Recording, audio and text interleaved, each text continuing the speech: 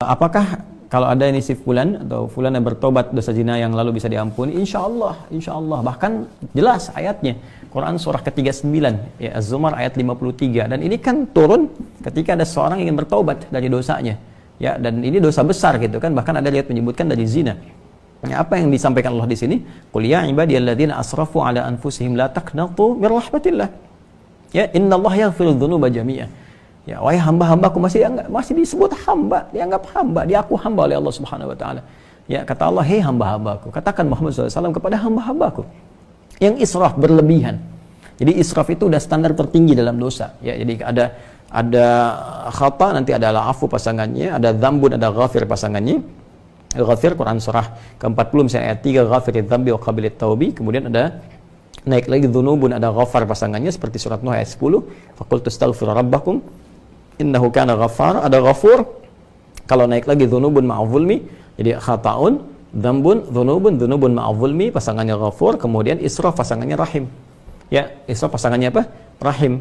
Makanya disatukan di Al-Baqarah ayat 286 kan? Rabbana la tu'akhidna in nasina aw akhtana khata'. Rabbana wa la tahmil 'alaina isran kama hamaltahu 'alal ladzina min qablina. Itu dzambun dan dzunubun ma'adh-dzulmi. Rabbana wa la tuhammilna ma la taqata lana bihi, seperti israf. Wa'fu 'anna al-'afwu waghfir lana, ghafir, ghaffar dan ghafur. Warhamna rahim. Nah, tingkat tertinggi ini dosa-dosa besar, seperti zina kan dosa besar. Yang membunuh dosa besar. Maka kata Allah, "Qul ya ibadiyalladzina asrafu 'ala anfusihim." Hai hamba-hambaku yang pernah berbuat israf. Mungkin ada sebagian yang pernah zina, pernah membunuh, dosa-dosa besar, ya, pernah korupsi, mau tobat dan sebagainya. Masya Allah, ya, alhamdulillah. Dia mau tobat, mau kembali karena mungkin doa orang tuanya, doa sekitarnya, kesadaran dirinya, kan? Kemudian la taqnatu min rahmatillah. Jangan putus asa dari rahmat Allah Subhanahu wa taala. Innallaha yaghfiru dzunuba jami'a. Allah akan mengampuni dosa-dosa itu seluruhnya sepanjang kamu mau tobat. Sepanjang mau tobat. Makanya Allah itu sangat menyukai orang-orang yang tobat dan berusaha kemudian kita mendekat kepada Allah.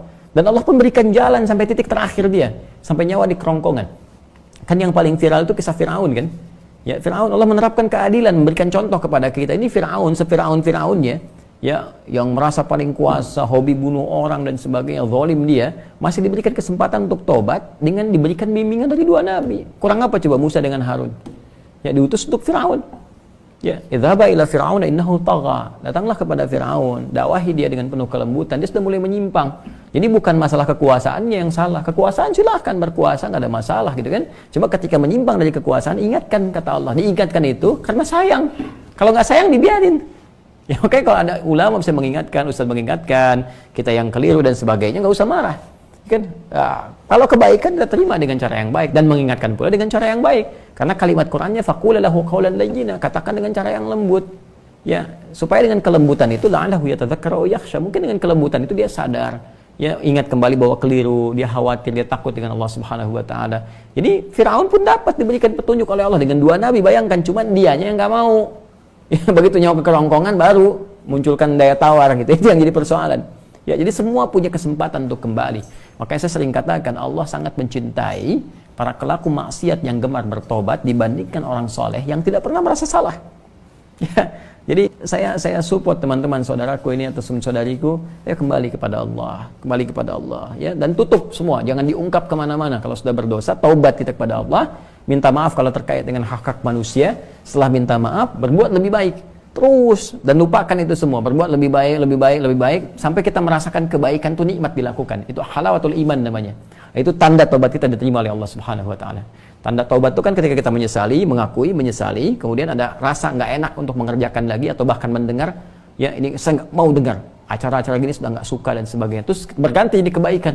Nonton yang bagus-bagus, bacaan yang baik, enak sholat dan sebagainya. Itu tanda taubat kita diterima oleh Allah Subhanahu wa taala. Ya, jadi di sini saya kira semua punya kesempatan yang sama untuk menjadi baik, untuk dimuliakan oleh Allah Subhanahu wa taala, dan tidak sungkan kita mendoakan setiap orang termasuk diri kita sendiri. Ya, untuk selalu berusaha ya, konsisten pada nilai-nilai kebaikan.